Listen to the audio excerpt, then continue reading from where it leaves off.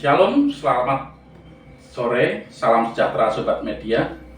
Selamat berjumpa kembali dengan kami, rubrik kabar buku dari tangan terbuka media, Bangun Jiwa via Media.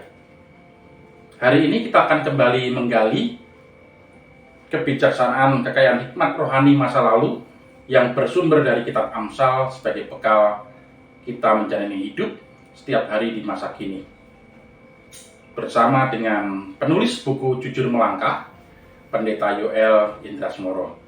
Selamat sore Pak Yoel. Selamat sore Pak Kris. Saat ini kita akan bersama-sama mengulas sebuah tema, yaitu tentang mulut serong atau mulut penipu.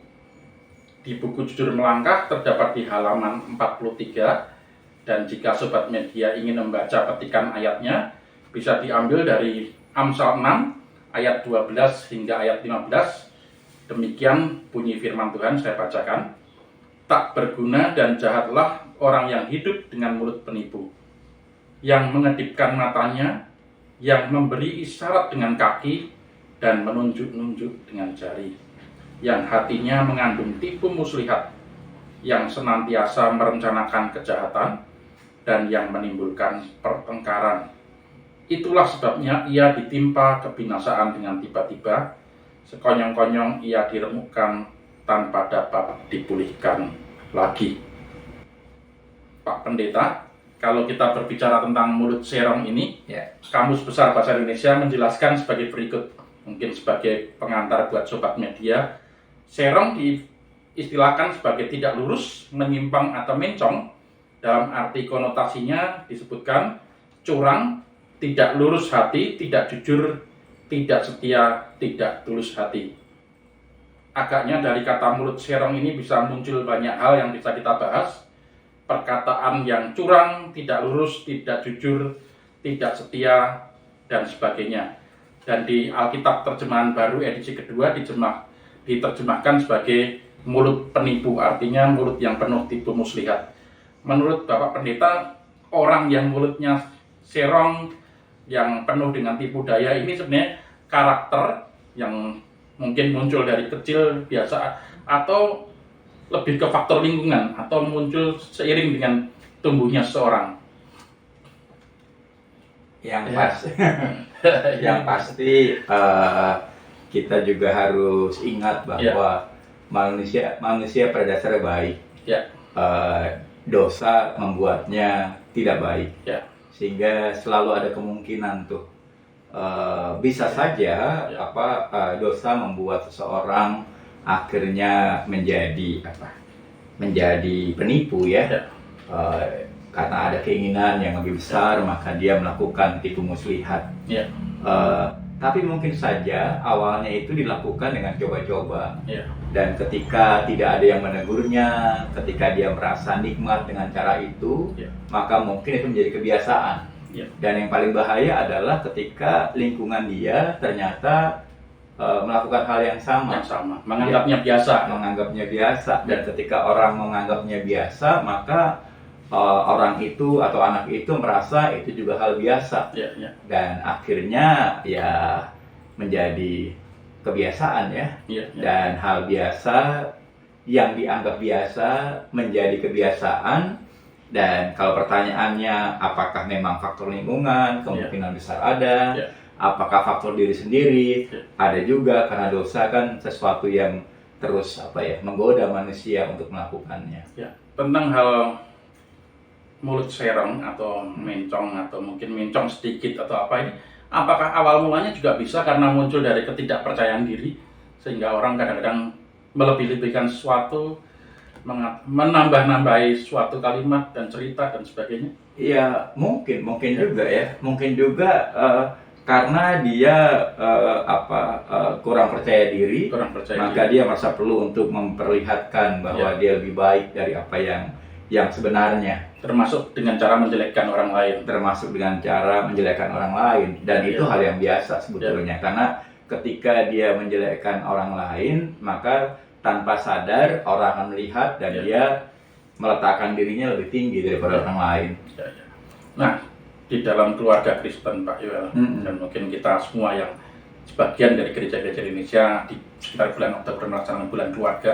Apakah tentang perilaku mulut serong, tentang perilaku penipu ini sebenarnya bisa disiasati atau dididik dari kecil supaya anak-anak tumbuh dalam rasa kepercayaan diri untuk berani mengatakan yang benar, berani jujur, berani bersikap putih dan hitam itu berbeda atau bagaimana? Atau berani bersikap apa adanya ya. Apa adanya. Kan persoalannya adalah dia harus merasa aman dan nyaman kalau dia berlaku jujur.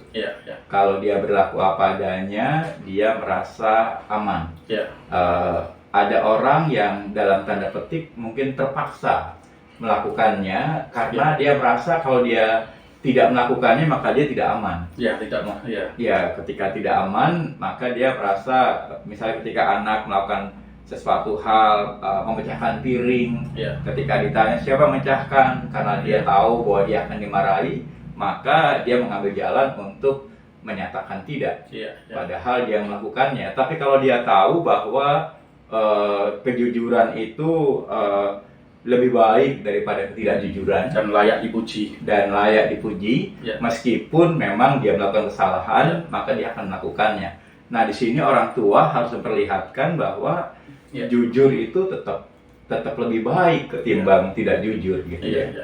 Jangan sampai anak-anak tumbuh dalam kebiasaan karena sekali tidak jujur, tidak masalah, akhirnya jadi kebiasaan. Itu dia persoalannya. Atau memang ingin cepat saja, misalnya ada anak ketika ditanya sudah belajar, sudah gitu ya. Sebetulnya kata sudah di sini dia tidak ingin ditanya lebih lanjut, itu jadi bahaya juga. Menarik Pendeta Yoel. Nah, dari mulai hal-hal yang kecil remeh di keluarga, berbicara tidak jujur tadi, ternyata berbicara mengucapkan dusta dan kemudian hoax, kalau kita sekarang berbicara di istilah kerennya, itu yang tadinya dianggap hal yang remeh ternyata bisa berkembang menjadi hal yang berbahaya Yang tadinya mungkin dicap di kelas kita mungkin kalau berbicara sebagai lucu-lucuan gitu hoax lucu-lucuan sekedar untuk menjelekkan orang lain, bercanda dengan orang lain, ternyata akibatnya bisa menjadi hal yang tragis. Contoh, kalau di buku Jujur Melangkah di sini halaman 43 diceritakan bahkan seorang presiden pun seperti Abdurrahman Wahid bisa diturunkan melalui kisah ketidakjujuran atau hoax skandal Bulog Gate kalau mungkin dulu tidak pernah terbukti Pak Pendeta. Atau kalau kita ingin melihat di kisah Perjanjian Lama, kita tahu bahwa ada kisah tentang Nabot yang oleh penguasa lahannya diambil alih atau tanah warisannya diambil alih oleh Raja Ahab dan Ratu Isabel, dan karena Nabot dicap melakukan perbuatan yang jahat, tidak jujur dan sebagainya. Karena saksi-saksi dusta yang memberatkannya, Nabot mati dan kemudian tanahnya diambil. Bahkan Kristus sendiri juga tersalib karena hoax. Bagaimana menurut Pendeta Yoel terkait hoax-hoax yang beredar bahkan sekarang mungkin di media sosial Bicara soal hoax, Kamus Besar menerjemahkan dengan itu hoax gitu maka sebetulnya itu menyakitkan saya ingat, makanya saya tulis di buku ini bahwa Presiden kita Abdurrahman Wahid jatuh karena skandal Bulog Gate, dan ketika dia jatuh skandal itu nggak pernah dijelaskan, dituntaskan, disidangkan, hilang gitu saja gitu dan sayang sebetulnya presiden yang hebat di masanya jatuh karena itu. Tapi itu persoalan itu sejarah, kita bisa banyak belajar daripadanya.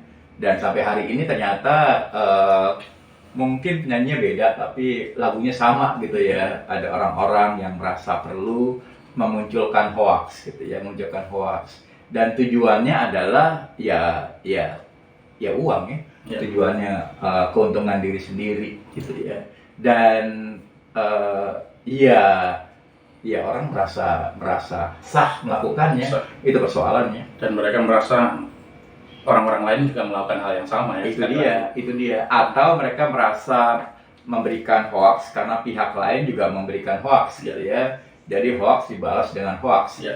Dan itu sebetulnya yang membuat ya nggak selesai itu persoalan begitu ya. Masalah kejujuran. Tapi yang menarik adalah itu terjadi karena orang memang tidak pede, tidak percaya dengan dirinya sehingga dia merasa perlu untuk memperlihatkan hoax orang lain begitu ya. Artinya tidak berani untuk mengungkapkan ini program kami, ini kelebihan kami, dan seterusnya ya. Nah, kembali lagi tentang si penyebar hoax itu tadi, istilah KBBI saya baru tahu ya, mungkin beda cara pengucapan dengan bahasa Inggris.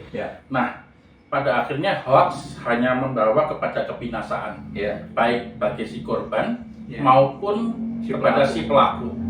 Sekali si pelaku, kalau disebutkan dalam buku Jujur Melangkah, sekali si pelaku ketahuan sebagai seorang penyebar kabar burung, kabar dusta, dia tidak lagi bisa dipercaya. Bagaimana menurut? Ini selalu yang terjadi ya. Bahwa pada akhirnya semuanya akan ketahuan. Kita punya peribahasa Jawa, becek ketete kalau ketoro sesuatu yang baik akan kelihatan pada akhirnya, sesuatu yang buruk pada akhirnya akan kelihatan. Sehingga cara yang paling mudah untuk menangkal hoax adalah jangan membuatnya. Jangan membuatnya, atau kalau kita bukan pembuatnya, jangan menyebarkannya. Ketika kita mendapatkan hoax, berhentilah pada diri sendiri. Filter, saring, baru sharingnya Mas. Betul. Jangan mudah sharing terlalu cepat. Nah, Pak Yoel, ini pertanyaan berikut ini mungkin juga menarik karena seringkali terjadi dalam hidup kita. Kita sudah melihat bersama bahwa dosa mulut serong, mulut yang penuh tipu daya akan mengakibatkan kebinasaan, ketidakpercayaan. Nah, tapi ada juga peribahasa Inggris yang menyatakan the sin of silence, dosa karena berdiam diri. Ada orang yang karena tidak berani, karena takut, memilih tidak berbicara tentang kebenaran, karena merasa minoritas, karena merasa tidak ada yang mendukung. Apa tanggapan Pak Yoel tentang orang yang pilih berdiam diri tapi tidak berani menyuarakan kebenaran? Apakah ini dusta juga? Dia tidak berani menyuarakan apa yang benar. Artinya dia membuat fakta itu atau sesuatu yang dianggap fakta itu malah tidak sungguh fakta gitu ya. Karena dia tahu apa yang salah tapi dia tidak mau menyatakannya. Tapi sebetulnya ini berdasarkan pada rasa aman. Rasa aman, dan banyak orang nggak merasa aman. Dan dia merasa aman baginya untuk diam saja. Dan ini sungguh berbahaya, apalagi menjelang pemilu ya. Bahwa kediaman orang-orang atau kediam dirian orang-orang benar gitu ya. Itu akan fatal akibatnya. Ketika orang benar diam, maka yang terjadi adalah kehancuran. Bukan kehancuran dirinya, kehancuran masyarakatnya. Karena berita dan suara akan dikuasai oleh penyebar hoax ya? Karena sekali lagi mereka merasa benar, dan ketika hoax itu disampaikan terus-menerus, akhirnya orang merasa itu sebuah kebenaran juga. Nah, menarik sekali yang disampaikan Pendeta Yoel terkait dengan situasi menjelang pemilihan umum yang mulai menghangat ini. Dan ternyata berbicara tentang hal mulut serong, mulut penipu ini, kita juga seperti diingatkan kembali dalam hal memilih wakil rakyat atau pemimpin, atau bahkan memilih sahabat atau pasangan hidup, atau mungkin rekan kerja atau rekan sepelayanan. Pilihlah yang tidak bermulut serong, bukan seorang penipu, yang tulus hati. Mungkin dari Pendeta Yoel ada pesan penutup terkait dengan terutama praksis kita menjelang situasi hangat pemilu ini. Memang tidak bisa kita sangkal bahwa menjelang pemilu akan ada banyak berita, berita yang dipelintir, berita yang sepertinya benar dan padahal tidak benar. Sehingga yang perlu kita lihat yang perlu kita lakukan adalah pikirkan saja dengan bijak, lalu pilihlah orang-orang yang memang tulus ya. Dan tulus itu kan bukan sesuatu yang instan. Kita bisa lihat rekam jejak gitu ya. Dan itu harus kita lakukan, apalagi juga dalam memilih pasangan hidup misalnya. Ya memang penting bagi kita untuk melihat calon pasangan hidup kita itu dalam kesehariannya. Jadi jangan lihat dia di kantor saja, tapi lihat dia di kesehariannya, bagaimana di gereja, bagaimana tanggapan orang tentang dirinya. Itu akan menolong kita untuk mendapatkan pasangan hidup yang baik gitu ya. Tentu kita semua tidak sempurna. Semua orang bisa berjalan menuju kesempurnaan, menjadi semakin baik. Sehingga kita perlu juga memberi ruang perubahan ya, bagi orang itu, juga bagi diri kita. Nah, saya rasa itu. Dan mungkin penting sekali dalam hal memilih pemimpin, memilih pasangan hidup, mengandalkan suara Tuhan ya. Iya. Mungkin lewat betul. Mengandalkan Tuhan, karena Dia yang tahu hati manusia. Kita kan tidak tahu hati manusia. Sebenarnya kalau diperpanjang, Sobat Media, pembicaraan tentang kejujuran, tentang mulut serong, tentang hal menipu, tentang ketidaksetiaan, itu mungkin bisa luas sekali ya, tapi ini tadi merangkum berbagai hal seputar kejujuran, ketulusan hati akan membawa kepada hidup yang kekal. Tapi mulut serong, mulut penipu membawa kepada kebinasaan, ketidakpercayaan. Sekali tidak dipercaya, harganya akan mahal. Sobat Media, terima kasih telah bergabung dengan kami. Semoga tayangan ini memberi manfaat dan menginspirasi Sobat Media dalam menjalani hidup sehari-hari di tengah dunia. Dukung terus pelayanan kami, tangan terbuka dalam membangun jiwa via media, membangun budaya mencintai buku dan cerita. Sampai jumpa dalam tayangan kami selanjutnya. Tuhan memberkati.